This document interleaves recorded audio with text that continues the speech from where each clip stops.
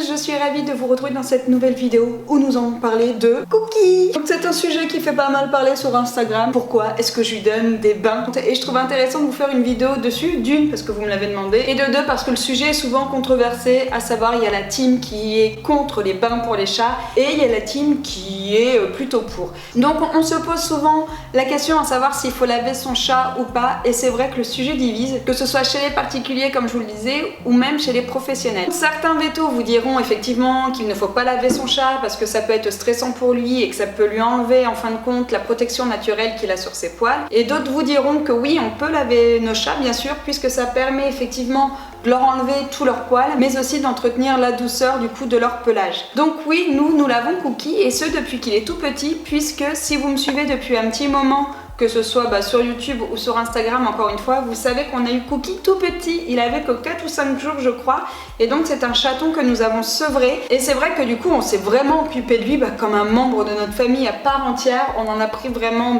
soin parce qu'on avait envie qu'il vive et qu'il devienne un petit chat robuste. Quand vous voyez le gros pépère que c'est maintenant, autant vous dire qu'on a bien fait le job. Et autant vous dire, encore une fois, si vous me suivez sur Instagram, vous l'avez vu il y a quelques jours, qu'on a le chat le moins stressé du monde. Voilà, il est vraiment trop drôle puisqu'il se laisse masser pendant des heures. Alors il y en a plein qui m'ont dit non mais attends, mais moi je fais ça à mon chat, il m'arrache les bras en mode vénère. Il se laisse masser, on lui dit de s'asseoir avant qu'il mange une croquette. C'est un chat également qui est propre, c'est-à-dire qu'on n'a pas de litière à la maison, il sort pour faire ses besoins, il demande à sortir et à rentrer quand il a besoin. Et en plus de ça, on a trouvé même une technique pour le rappeler quand il est chez les voisins. Avec un bruit, maintenant on arrive à le faire rentrer à la maison hyper vite. Donc voilà, comme quoi tout est possible avec un chat, on peut dresser entre guillemets un chat. Nous c'est ce qu'on a fait avec Cookie, encore une fois, moi je vous le dis, on l'a depuis qu'il est bébé, donc c'est un travail qui s'est fait sur 6 mois, puisqu'il a un peu plus de 6 mois aujourd'hui. Alors c'est vrai que plus on les a tôt, plus c'est facile forcément, mais encore une fois je pense que tout est une question d'habitude, mais aussi de se sentir bien en fin de compte avec son animal, et que l'animal se sente bien avec vous. Tout est une question de confiance en fin de compte. Alors après je vous dis ça, mais j'ai encore du mal à le comprendre. Moi les chats je trouve ça trop bizarre, des fois je suis en mode mais qu'est-ce qu'ils pensent? Donc voilà, après c'est le caractère des chats, et c'est vrai que les chats c'est quand même un petit peu particulier niveau caractère. Déjà c'est vachement plus indépendant qu'un chien, et des fois on a du mal à se comprendre tous les deux, mais à côté de ça c'est vrai que c'est un chat qui est adorable. Alors comme je vous le disais, c'est un chat qu'on a eu bébé, donc qu'on a biberonné et qu'on a sevré nous-mêmes, et par le fait c'est un chat à qui on a également appris à faire caca. Je vais pas vous en parler dans sa globalité puisque ça risque d'être long, mais clairement quand les chats sont bébés comme ça et qu'on les a à quelques jours, il faut les stimuler en fin de compte pour leur apprendre à faire leurs besoins, et avec Cookie on l'a fait. Et c'est vrai que comme sa maman n'était pas là pour le laver à chaque fois, je vous avouerai que dès qu'il a su faire ses besoins tout seul,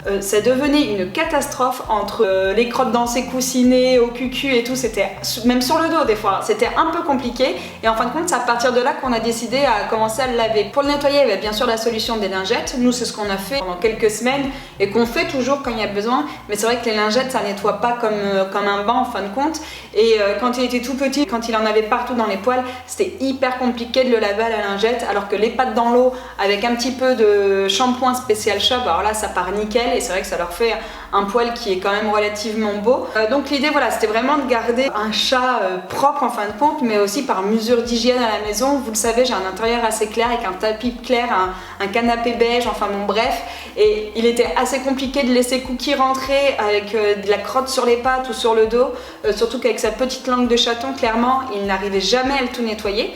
Donc on s'est dit qu'on allait le doucher. J'avais bien sûr demandé à ma vétérinaire qui le suivait à l'époque, et pour le coup eux ne sont pas du tout contre les bains des chats dans le cas où ils sont faits assez espacés, puisque les chats dans des périodes comme ça où ils commencent à faire froid, ils sécrètent du sébum qui recouvre en fait en fine couche leur peau et qui permet une régulation thermique. Clairement quand vous le passez à la douche, ce sébum là ne résiste pas au savon, donc l'idée voilà, c'est pas de le laver tous les jours, mais c'est de le laver vraiment quand il en a besoin, quand il est sale ou même quand il sent mauvais. Alors du coup comment faire? Déjà dans un premier temps, sachez que plus vous les avez petits, plus vous les habituez petits, plus ce sera facile. Donc nous, moi je vous dis, Cookie, le premier bain qu'on a dû lui donner, il devait avoir peut-être 2 mois, c'était vraiment un tout bébé. Au moment où il commençait à sortir et à faire ses besoins, qu'il s'est retrouvé avec de la crotte dans tous ses coussinets sur son dos, on s'est dit attends, qu'est-ce qu'on va faire de ça là, c'est pas possible, faut vraiment qu'on trouve une solution. Le pauvre, on était vraiment embêtés pour lui en plus, parce qu'il était vraiment cracra. Après je dirais que clairement c'est une question de confiance. Plus vous vous occupez de votre chat, plus vous lui parlez, plus vous le caressez,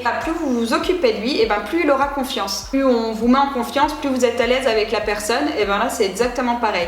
Donc si déjà à la base vous vous occupez beaucoup de votre chat, vous le câlinez, que vous vous en occupez, que vous lui parlez, et ben je pense déjà que le travail sera moins compliqué que si vous êtes plutôt indifférent à votre animal. Donc nous, depuis qu'il est tout petit, nous avons toujours veillé à y aller doucement, en douceur, en le mettant en confiance, en le caressant, en lui parlant. C'était le point très important en fin de compte de cette mise en route vers la baignade. Et nous avons aussi pris l'habitude de lui donner son bain toujours à deux. Juste par mesure de facilité, on va dire, parce qu'il ne faut pas se leurrer, et vous allez voir, il a tendance à vouloir grimper et à sortir, bien qu'il soit hyper doux, nous il met jamais ses griffes, il se laisse faire et tout. Mais c'est vrai que c'est quand même plus facile soit pour le tenir, soit pour le caresser, parce que je vous dis encore, le fait d'être en confiance, de le caresser, de lui parler pendant qu'on lui fait le shampoing et tout, je pense que ça aide beaucoup. Donc nous, voilà, on lui donne aussi souvent son bain à deux. Donc moi souvent je le fais soit avec Laura, soit avec Maël ou soit avec mon chéri. La plupart du temps je suis toujours un peu dans le truc parce que moi j'adore le baigner en fin de compte. Je trouve que voilà, c'est un moment qui est vraiment chouette à échanger avec eux quand ça se passe bien.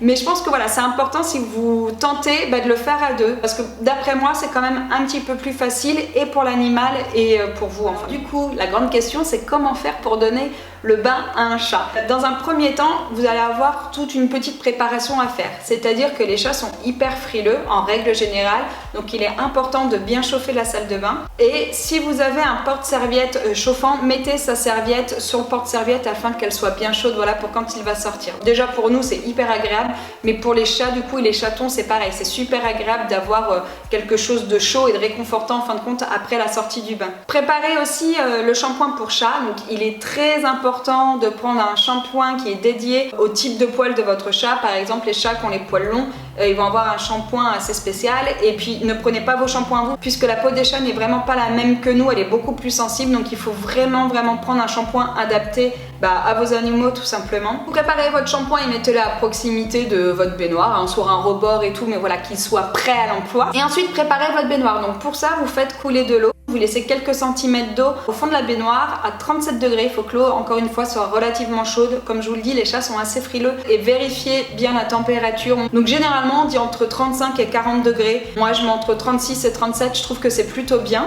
Et le fait, en fait, de laisser quelques centimètres d'eau au fond de la baignoire, et ben le chat aura forcément moins peur de l'eau puisqu'il va pouvoir mettre ses pattes, jouer éventuellement avec. Nous, Cookie, il met ses pattes dedans, il lèche ses pattes. Donc voilà, c'est un chat qui n'a pas peur de l'eau. Et c'est pour ça que c'est important de leur mettre quelques centimètres d'eau au fond plutôt que de les doucher directement, puisque ça va les aider à prendre confiance en fin de compte avec l'eau justement. Avant de les mettre dans le bain, pensez à les brosser, c'est important, surtout si vous avez des chats à poils longs.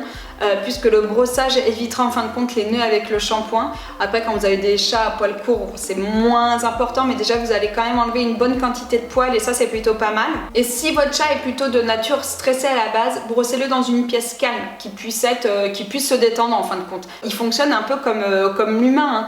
Quand vous avez des gens qui sont un peu stressés et tout, quand vous les mettez dans un endroit calme pour un massage, généralement les gens se détendent. Les chats, en gros, c'est un peu la même chose. Donc si vous avez un chat plutôt de nature stressée, allez le brosser dans une pièce calme où il n'y a pas de bruit, pas d'enfants et tout, qui puisse se détendre un petit peu avant d'aller dans le bain. Surtout s'il n'a pas l'habitude d'en prendre, je pense que c'est important. Et il est toujours préférable de leur donner leur bain avec un pelage démêlé afin d'éviter les nœuds. Une fois que le brossage est fini, il est temps de passer à l'étape fatidique, la douche. Nous, je sais que quand on emmène Cookie, on l'emmène toujours dans nos bras, en le caressant, en lui faisant des bisous, en lui disant des mots gentils et tout, pour qu'il comprenne que voilà, ça va bien se passer. Hein, nous, on n'est pas stressés en plus de lui donner son bain, parce que ça se passe très bien.